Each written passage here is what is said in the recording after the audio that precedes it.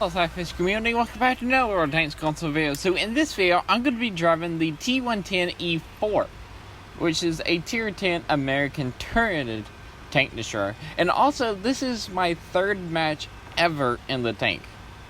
And I just recently bought it, so this is my third match ever in the tank. So, I'm going to tell you how I have it loaded down, and I'll go over stats later throughout the video because I'll have plenty of time to do that. So basically, the equipment I'm using is a gunrammer, gunlean drive, and binocs. My crew is okay. It's only a 6-perk crew. It has off-road driving, repairs, brothers in arms, 6th sense, mentor, and training green thumb. So the E4 actually has a really nice gun. It's a gun that hits for 850 damage. It has a rate of fire of 3.08, which gives it a DPM of 2,618. Standard round penetrations 295, premium penetrations 375, and high explosive penetrations 90, which is actually nice.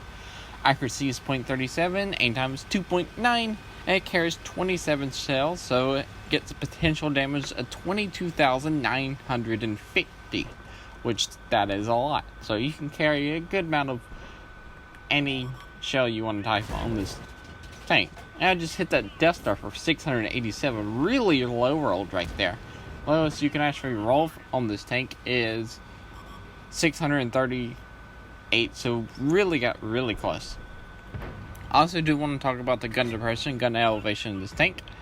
And yes, I just pinned the Conqueror on the cupola right there. So gun depression is 6 degrees, gun elevation is 12 degrees.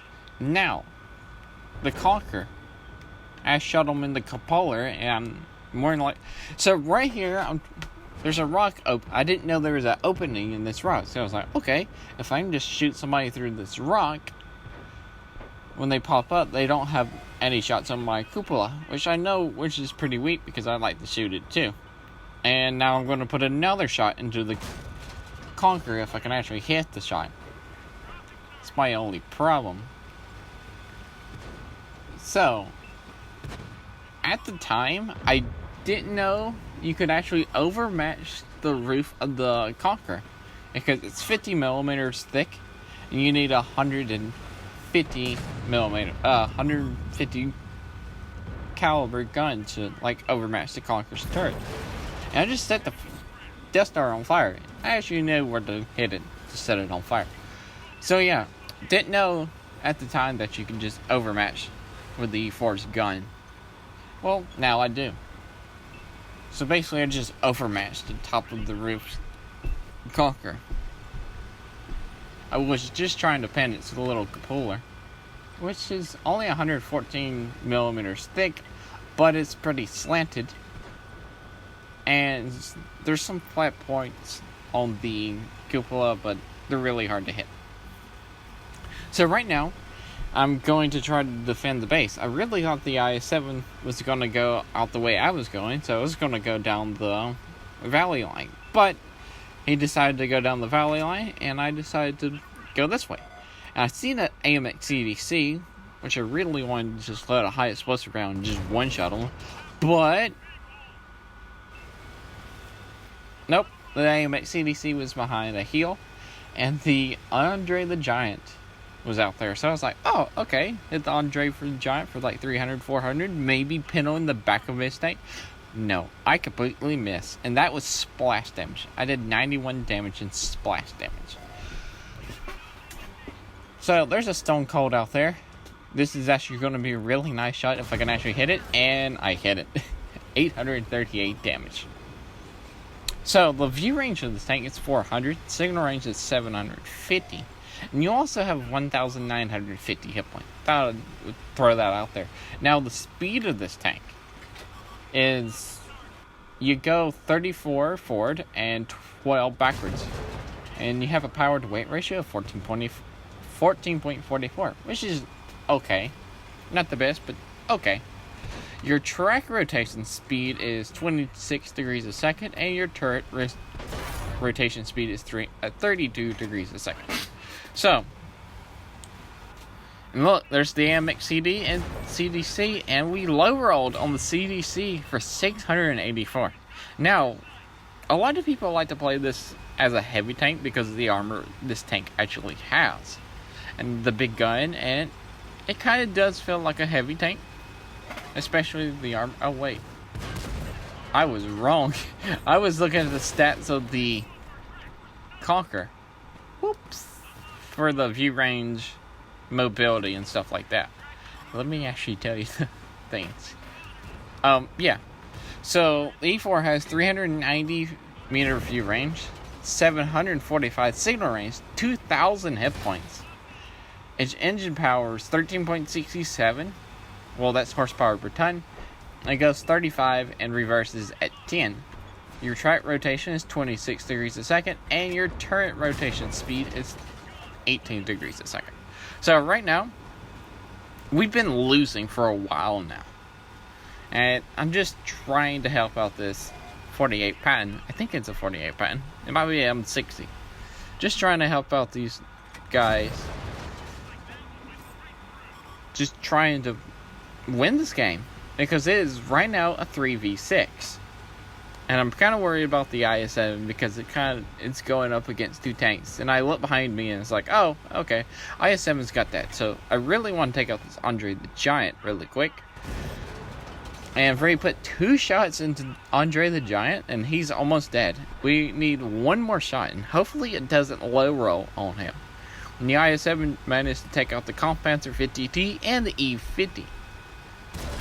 Now, I actually repaired my track right there, so I burned my repair kit. That's going to come into play later in the game.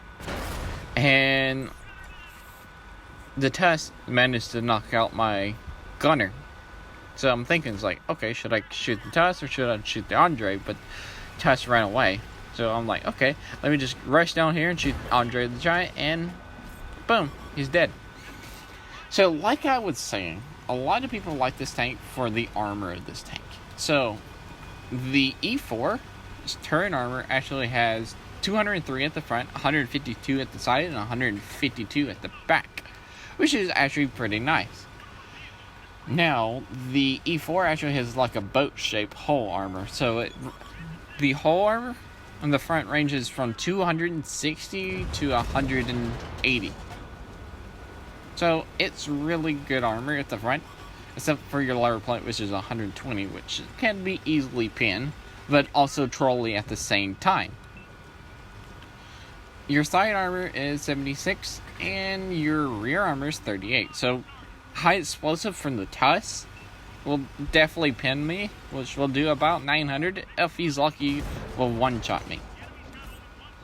So it's just me and the IS-7 versus the Tusk. So the Tusk actually has more hit points than me, and he just took out the IS-7. So thoughts that are going through my mind right now, because there is 6 minutes and 40 seconds left on this game, and I've ran out of standard rounds. So I'm really thinking about, like, hey, should I load high explosive and just try to like one-shot the Tusk? But in my other thoughts are like, hey, if I load APCR, I'll have a great shell velocity, so it can actually hit the Tusk while it's on the move or in the distance. Now, my plan right here, I also seen that the Tusk had 2 March Vikings, so I know he's pretty good with the Tusk. And this is only my 3rd time playing the E4. So, things I know about the E4, because I love fighting these in my T49 with the derp gun. I know the Tusk will want to get behind me and just penetrate me in the back and do high amounts of damage, and also he may start a fire because my engine's back there, and there's the Tusk. And he just missed me. And see, there's his 2 marks, and I missed that shot. So I'm like, okay, I need to keep my backside covered. Also, because my turret only rotates 90 degrees to the left and 90 degrees to the right. So I can't really shoot the back of my tank. If he gets behind me, it's pretty much all over. So my idea was like, okay, I need to stay in these rocks. I need to stay low down in the rocks, stay close to the rocks, and try to limit the ways the tusk will come from. Also, I do want to stay close to the base, so if he starts capping the base, I can just drive to the base and just take him out. And I also have binocs on this tank, so I do try to use the binocs every time he goes unspotted. And right here is a good shot, good tie, and I try to snap a shot into the tusk, but it misses. And every time, it's like me and this tusk are trying. It's like I'll fire, I'll miss, he'll fire and miss. It's just like we're just trying to lower each one of us down. Now, if I was in the tusk right now, I would definitely, I'd be like, this is a piece of cake. Rush me in my E4, get behind me, high explosive me in the back, and stay behind there until I'm loaded, then shoot again. Because the tusk can take a one shot. He can take a shot. As long as I don't light him on fire, he's good. Because I could only do 1,063 damage, which he has almost 1,300 damage, 1,300 hit points remaining. So there's no possible way I could one-shot him unless I set him on fire, knock out his crew, or blow his turret off. So yeah, I would definitely rush the E4 if I was the tusk. But I'm not the tusk. I'm the E4. So right now, I'm using my mentality that how I would deal with this situation if I was in the tusk. And I'm counteracting that. So I'm kind of blind right here because I don't have any spotting, really. And the tusk has a ton of spotting, and the tusk just knocked out my commander. So there goes my sixth sense. There goes my view range. So he's crippled me right now. I don't know when I'm spotted, and my view range has went from okay to bad. So I am completely blind. He could stay very far. He could stay pretty close to me, and I would have no idea. And I couldn't spot him, and he could fire, and there's nothing I could do. So right now, I'm trying to drive out here and try to spot the tusk. And try to put that one shot into him, because I was like, okay, sixth sense is gone, so I can't rely on that, and I don't have my view range. So I wanted to try to pop out there when I knew where he was.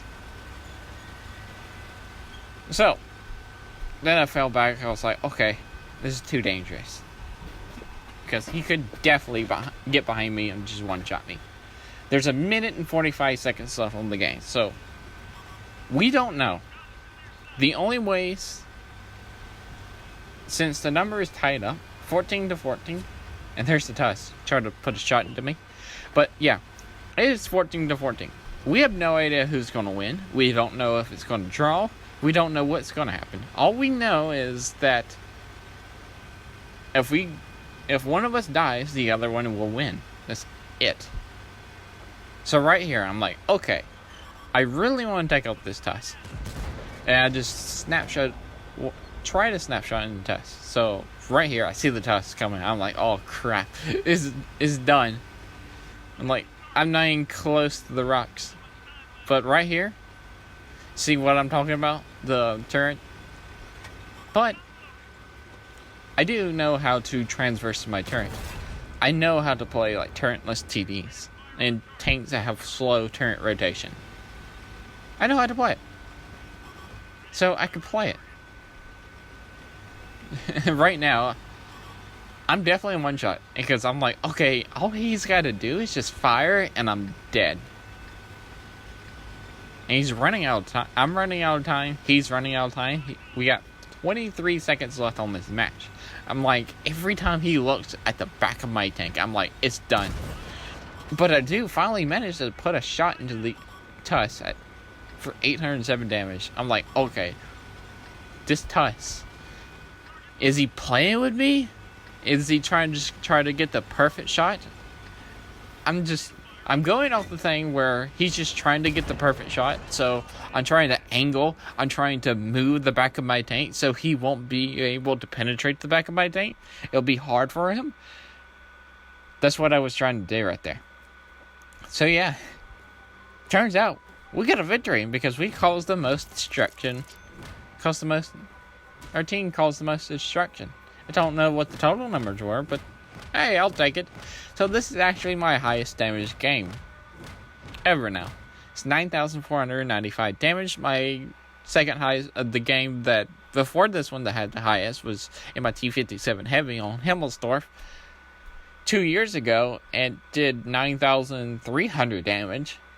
I've had a couple of games do 9,000 damage. But yeah, top of the leaderboards. Why would we not be top of the leaderboards? But anyway, if you like this video, remember to like, comment, and subscribe. Also remember SLAPAFISH because while we're done, and peace out. See ya.